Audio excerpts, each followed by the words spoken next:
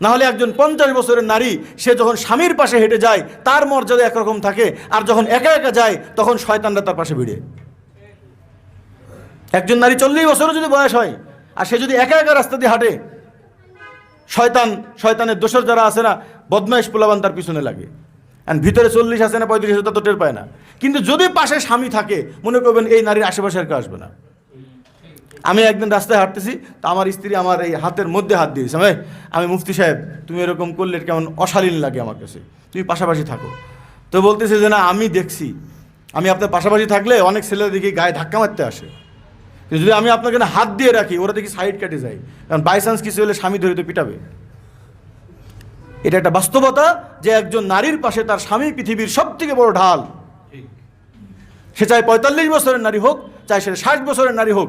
একজন 60 বছরের নারী, তার যদি স্বামী না থাকে, সে সমাজের কাউকে জোর গলায় কোনো কথা বলতে পারবে না। কিন্তু 60 বছরের নারীর পাশে যদি তার স্বামী থাকে, তার গায়ে জোর থাকে কত। স্বামী কয় তুমি এটা করে নিয়ে এসে দিবা, কোনো কথা নাই। স্বামী না থাকলে কাকে বলবে?